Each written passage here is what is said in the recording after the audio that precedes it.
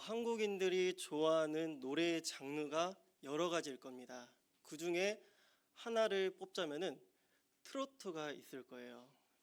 상당히 또 트로트를 좋아하시는 분들도 계실 거고, 그 트로트 중에서 찐이야 노래를 알고 계실까요? 영탁 가수의 찐. 찐찐찐찐찐이야 안전 찐이야. 네, 이런 노래인데요. 여기서 나오는 찐은 과연 무슨 뜻일까요? 그거는 진짜라는 단어를 하나로 압축한 말입니다. 그리고 그 진을 세게 불러서 찐. 어떻게 보면 찐도 그냥 진짜라는 그런 의미를 가지고 있죠. 근데 그 찐이야 가사 중에는 의미심장한 가사가 하나 등장합니다. 그 가사가 무엇이냐면은 요즘같이 가짜가 많은 세상에, 이런 가사가 나오고 있습니다. 가짜와 서로 뗄래야 뗄 수 없는 단어가 바로 진짜라는 단어입니다. 가짜는 거짓을 참으로 속이고 가장한 것을 거짓이라고 가짜라고 이야기를 하고, 진짜는 거짓이 없고 꾸밈이 없는 것을 바로 진짜라고 이야기를 하고 있습니다. 앞에 단어 하나만 다를 뿐인데 상당히 의미가 달라집니다. 그만큼 양면의 동전처럼 서로 마주하는 면은 달라도 서로 뗄래야 뗄 수 없는 관계를 가지고 있습니다. 바로 그러한 관계, 가짜와 진짜의 관계 속에 인간들이 살고 있습니다. 이렇듯 믿음에도 가짜 믿음이 있다는 것을 알고 계십니까? 믿음이 믿음이지 믿음에도 가짜 믿음이 있어? 라고 생각을 할 수 있으실 거예요. 성경은 이미 가짜 믿음에 대해서 많이 설명하고 있습니다. 그럼 가짜 믿음이 있으면 반대로 진짜 믿음, 찐 믿음에 대해서도 설명을 하고 있습니다. 당연히 믿음의 자녀는 찐 믿음을 선택을 해야 되겠죠. 아직까지 잊혀지지 않은 경찰청 문구가 있습니다. 그 문구가 무엇이냐면은 당신이 아직 속지 않은 것이 아닙니다. 다만 내 차례가 오지 않았을 뿐입니다. 그 경찰청 문구는 보이스 피싱에 대한 문구입니다. 언젠가 내 차례에 문제가 발생한다면, 그러면 우리 모두는 이 문제에 대해서는 믿음으로 반응해야 돼, 믿음으로 이겨내야 돼, 이렇게 했는데 낭떠러지에서 계속해서 떨어지고 있다. 그건 지금까지 내 믿음이 가짜 믿음이라는 것을 알아야 합니다. 오늘 어떤 믿음으로 가야 할지, 어떤 믿음이 찐 믿음일지에 대해서 알아보고자 합니다. 그래서 세 가지를 나눠서 한번 알아볼 텐데요. 첫 번째는 우리가 믿어야 할 대상이 누구인지 확실히 알아야 된다는 것입니다. 세계는 기독교뿐만 아니라 여러 가지 많은 종교들이 있습니다. 불교, 힌두교, 이슬람, 그리고 일본 신도교, 이뿐만 아니라 여러 가지 종교가 존재하고 있어요. 각자 그 종교를 잘 살펴보면은 열성적인 모습, 정말 감탄할 정도의 그런 열정적인 믿음을 보여주고 있습니다. 근데 그 믿음의 중심에는 누가 계시지 않냐면은 바로 하나님이 계시지 않아요. 여기 계신 남편들에게 한번 묻고자 합니다. 사랑의 중심에는 누가 있어야 되죠? 남편들의 사랑의 중심에 아내도 없습니까? 이제 부정하시는 거예요. 이제 다시 한번 남편들의 사랑의 중심에는 누가 계셔야 됩니까? 네, 하나님하고 남편들의 그 사랑의 중심에 누가 서 있어야 되죠? 네? 마누라, 마나님. 반대로 우리 아내분들, 그 사랑의 중심에는 누가 있어야 합니까? 없어요? 왼수입니까? 이제? 왼수가 남편인가요? 네. 이제 마지막, 우리 학생들의 그 효도의 대상이 누가 되어야 합니까? 역시 효자. 보십시오. 딱딱 그 중심에 누가 있어야 하는지 답이 조금 머뭇거렸지만 나옵니다. 근데 요즘 내 사랑의 중심에 누가 서 있냐고 요즘 물어보면은 돈, 명예, 스마트폰, 유튜브, 정치, 심지어 불륜의 대상까지. 요즘 자녀들의 효도 대상은 부모가 아니에요. 애완견입니다. 자기 부모에게는 돈 쓰는 것을 계산하고 아까워하면서 자기 애완견에게는 돈 쓰는 것을 아까워하지 않고 있습니다. 다들 애틋하게 사랑의 중심에는 이것이다 라고 이야기를 하고 있지만은 그건 중심에서 벗어난 대답일 뿐입니다.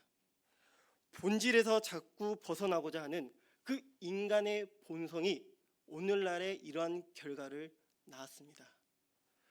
하지만 건물을 세우기 위해서는 모퉁이 돌이 반드시 필요한 것처럼 기둥과 지붕을 세우기 위해서는 먼저 밑바닥이 잘 잡혀지고 균형이 있어야 하는 것처럼 그 믿음에도 기초가 있어야 합니다. 여기저기 본인들이 말하는 것이 믿음의 본질이라고 주장을 하고 있습니다. 그거는 처음에 빛 좋은 개살구에 불과할 뿐, 자기의 육체를 위하여 심는 자는 육체로부터 썩어질 것을 거두는 결과를 얻는다는 것을 알아야 합니다. 그러면 우리의 믿음의 주체가 누구냐? 믿음의 본질이 누구냐?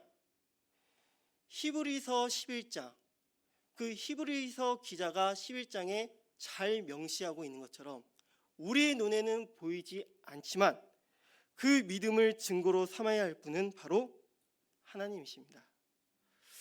이교도와 이단의 믿음이 열정적인 믿음이지만 그 안에, 그 중심에는 하나님이 없어요. 그들의 눈에는 바로 눈에 보이지 않는 그런 하나님이 아니라 눈에 꼭 보여야 하는 신을 만들어 그것을 믿고 있습니다. 그래서 그들의 믿음은 가짜 믿음이요, 그리고 퇴보하는 믿음입니다. 그렇다고 우리는 안심해야 할까요? 아닙니다.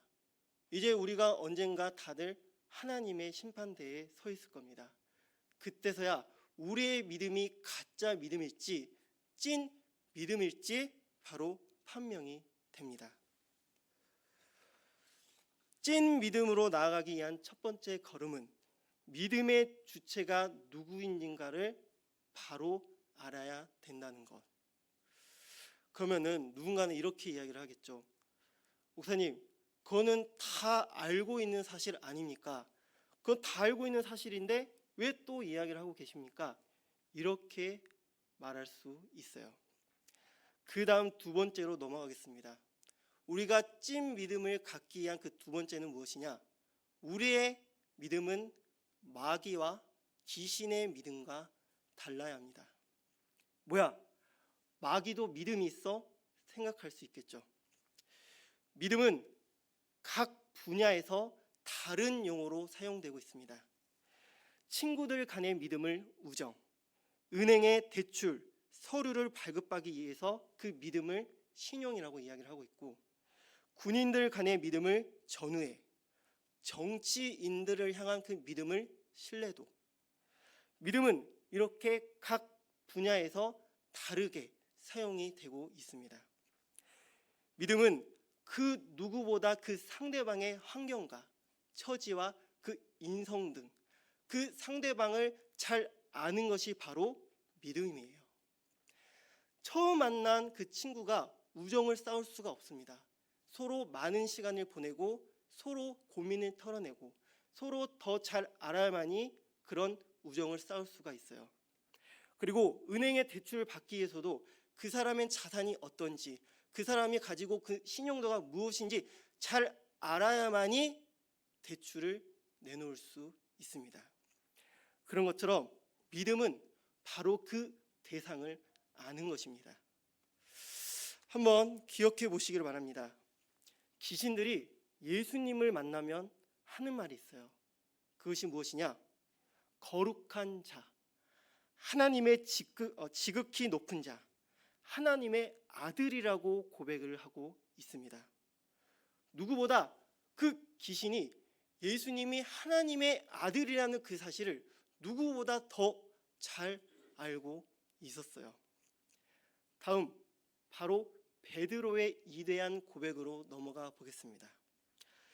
예수님이 제자들에게 자신이 누구인지에 대해서 물어볼 때 제자들이 서로 다른 말 그리고 틀린 말을 하고 있습니다. 거기서 베드로가 손을 들고 예수님은 살아계신 하나님의 아들이십니다. 그 고백을 들으신 예수님이 베드로를 보시고 천국 열쇠를 맡기실 정도로 칭찬하시고 축복을 선사해 주십니다. 그렇다면 귀신도 예수님을 하나님의 아들로 표현했는데 그러면 귀신도 당연히 예수님께 아니면 하나님께 칭찬받고 축복을 받아야 하는 것이 맞지 않을까요? 그건 아닌 것을 다들 알고 계실 겁니다. 그러면 베드로와 그 귀신의 그 고백이 어떠한 차이가 있는지 알아야 우리가 찐 믿음의 두 번째를 알 수 있습니다. 귀신은 그 위대한 고백을 했음에도 어떠한 반응을 보이고 있냐면은 벌벌 떨고 있어요. 그렇게 위대한 고백을 했음에도 귀신이 예수님께 예수님, 당신이 나와 무슨 상관이 있나이까? 나를 괴롭게 하지 마옵소서. 반면에 베드로는 위대한 고백을 하고 그 난 후의 반응은 담대한 모습을 보여주고 있습니다. 벌벌 떨고 두려워하는 모습은 보통 패자의 모습입니다. 만약 당당한 모습이었다면 떨지 않았을 거예요. 그리고 평소에 그 상대방과 좋은 관계였으면 두려워하지 않았을 것입니다. 거짓말하는 자녀들을 한번 보십시오. 거짓말하는 그 자녀의 그 목소리를 잘 들어보면 미세한 떨림, 그런 진동이 느껴집니다.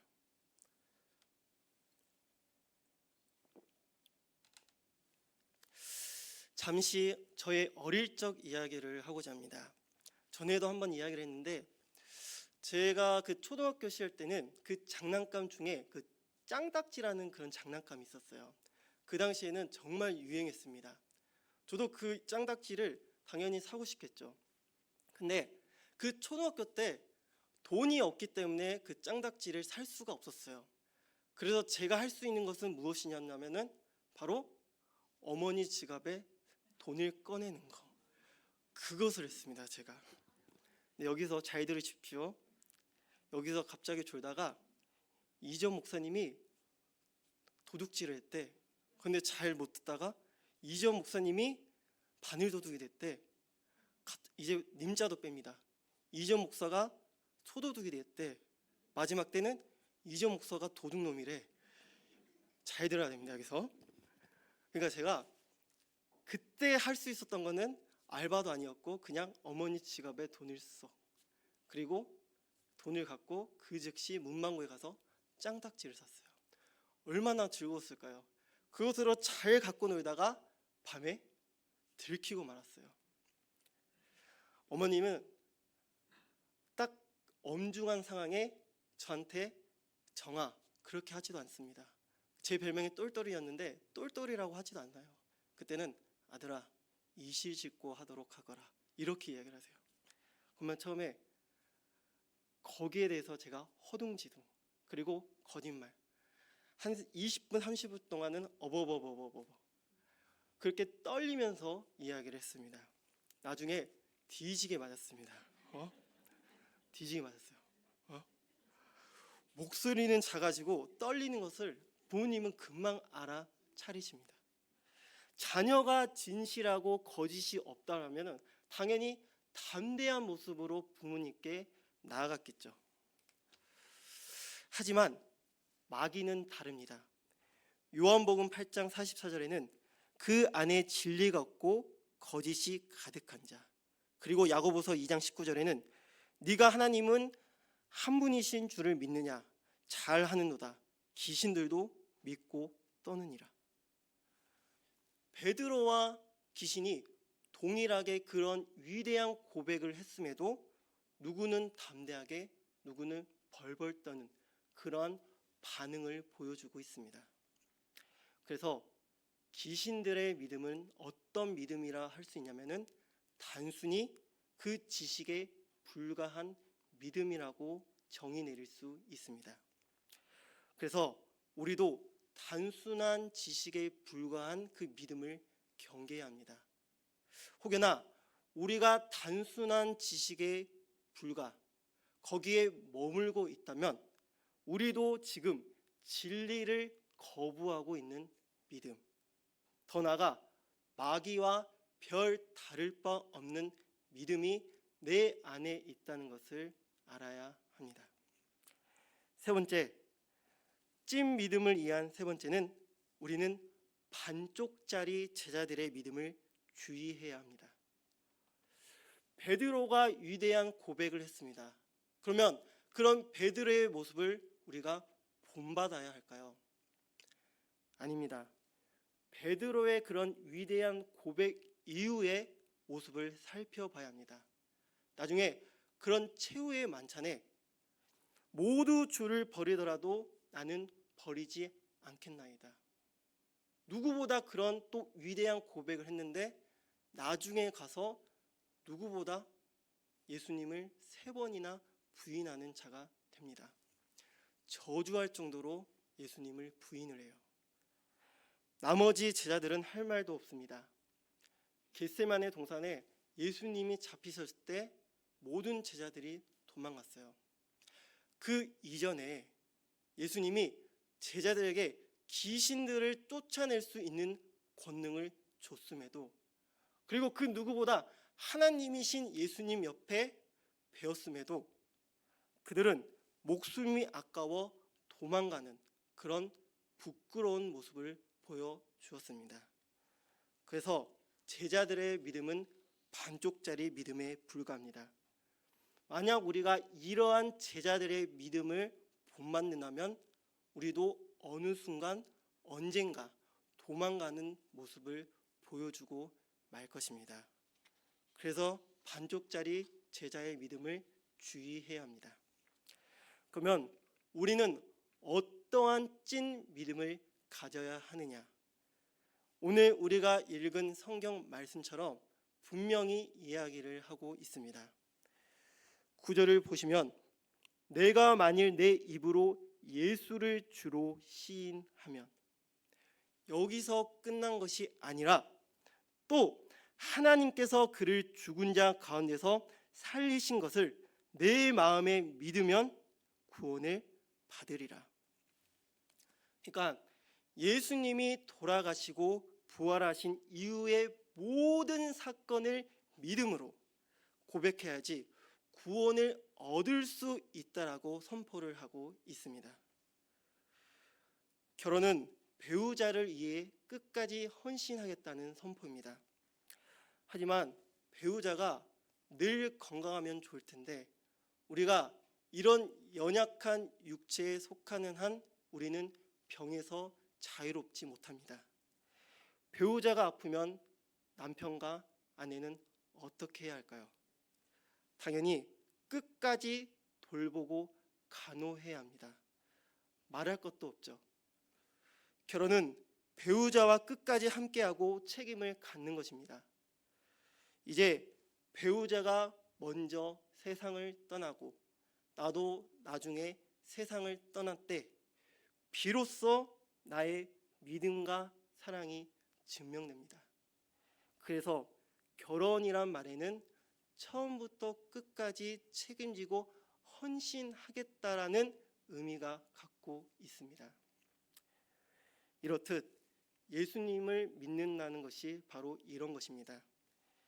예수님을 믿는다는 것은 그분의 말씀에 순종할 뿐만 아니라 우리를 위해 고난당하셨고 우리를 위해 십자가에 매달려 돌아가셨고 또 우리를 위해 부활하신 예수님의 그런 전반적인 인생, 그런 모든 인생을 하나라도 빠짐없이 믿어야만이 우리가 구원을 받을 수 있다라고 오늘 성경에서 분명히 증거하고 있습니다.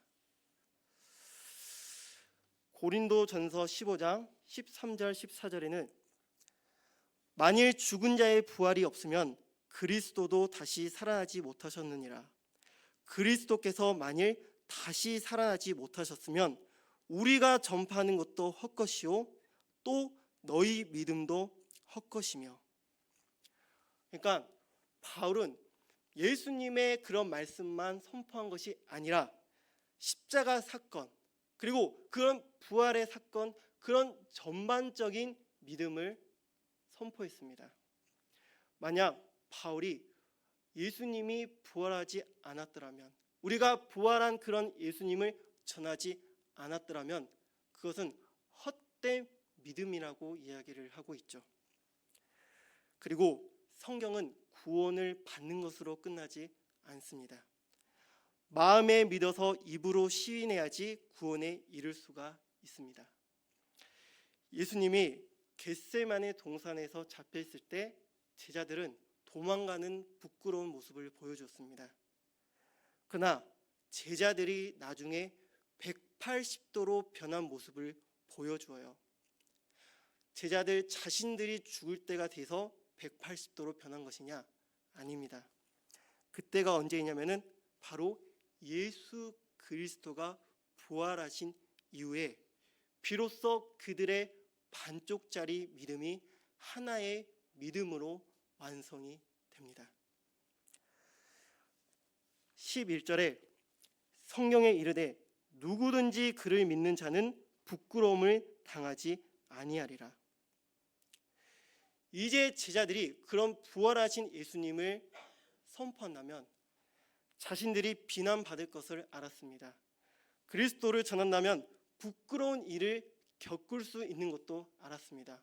그리고 실제로 그것을 겪었어요. 그럼에도 그들은 자신의 목숨을 바쳐서 복음을 전파합니다. 누구보다 당당하게, 그 누구보다 담대하게 나가는 모습을 보여줍니다. 내가 겪을 부끄러움보다 부끄러움 이상 더 소중한 것, 내 안에 있는 예수, 십자가에 죽으셨지만 죽음으로 끝난 것이 아니고 나를 위해 부활하셔서 나를 구원하신 그 기쁨의 소식과 소망이 내 안에 이제 영원히 살아 숨쉬는데 어떻게 그거를 부끄럽게 여길 수 있는 것일까? 라고 생각을 했죠. 우리는 이러한 믿음을 견지해야 합니다. 그런데 내 자신을 되돌아보면은 헛된 믿음, 가짜 믿음, 나 스스로 역행을 하고 있습니다. 반쪽짜리 제자들의 믿음이 되고 있으며 단순히 아는 지식에 머무는 마귀의 믿음이 되고 있으며 심지어 우리의 믿음의 주체이신 그런 하나님을 대신해 다른 것으로 모셔서 섬기는 내 자신을 발견할 수 있습니다. 이전보다 가짜가 더욱 판을 치고 있는 세상에 나도 그 가짜 믿음에 동참해서 낭떠러지에 떨어지고 있는 것이 아닌지 아니면 낭떠러지에 떨어지고 있는 것조차 모르는 영적인 무지함에 있는 것이 아닌지 내 자신을 한번 되돌아봐야 합니다. 지금 사순절을 보내고 있습니다. 내일은 무엇을 먹을까? 내일은 무엇을 입을까? 더 나아가 무엇을 봐야 할까? 그렇게 살아가고 있지는 않은지요. 오늘 찐 믿음의 세 가지는 우리 모두가 다 알고 있는 내용일지도 모릅니다. 그럼에도 사순절 기간 고난을 묵상하고 동참한다고 하지만은 여전히 영적으로 방황하고 있고 영적인 방향을 제대로 잡고 있지 않는다면 지금 가짜 믿음을 가지고 있다고 내 스스로 증명한 셈입니다. 늦지 않은 이때에 가짜 믿음을 털어놔야 합니다. 오늘 말씀을 통해 왜 우리가 찐 믿음을 고수해야 하는지 그 기초를 깨달아 어떤 것이 와도 흔들리지 않는 믿음, 부끄러운 믿음 대신 더욱더 담대하게 나아가는 그 믿음, 끝까지 그 찐 믿음으로 믿음의 여정을 잘 완수하여 우리 모두가 그날의 천국에서 부끄러운 모습으로 마주한 것이 아니라 그 누구보다 더욱더 담대하게 마주하는 저와 여러분이 되기를 축복드립니다. 주신 말씀을 기억해 같이 기도하겠습니다.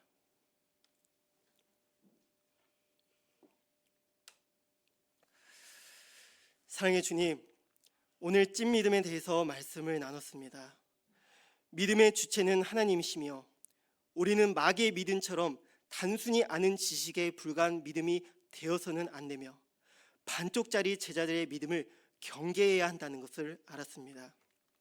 또한 우리의 믿음은 예수 그리스도의 헌신, 죽음, 부활이라는 완벽한 사람임을 믿는 것이 바로 믿음이라는 사실을 다시 한번 배웠습니다. 하오나 주님, 이 모든 사실을 알고 있을지라도 내 믿음이 그것을 외면한 채 자꾸 역행하고 있지는 않은지요. 세상과 별 다를 바 없는 생활을 하고 있지는 않은지요. 사순절 기간 주님의 고난에 동참한다고는 하지만 오히려 더욱 세상 일에 빠져 흥청망청 살고 있지는 않은지요. 주여, 오늘 말씀을 통해 내 믿음의 기초를 다시 쌓아 주시옵소서. 가짜 믿음에서 벗어나 찐 믿음으로 살아갈 수 있도록 내 머리와 마음과 정신력을 붙잡아 주옵소서. 당신만이 나의 영원한 생명이요 영원한 소망임을 다시 한번 고백하오니 주여, 나를 깨우쳐 주옵소서. 나의 무지함을 용서하여 주옵소서. 이제 주님께 결단합니다. 사순절 기간 주님의 고난에 내 마음과 뜻과 목숨을 다해 동참하겠사오니 사순절을 통해 주님의 사랑을 온전히 경험하고 내 믿음이 성장하는 귀한 여정이 되게 하여 주옵소서. 이 모든 말씀 예수 그리스도의 이름으로 감사하며 기도드립니다. 아멘.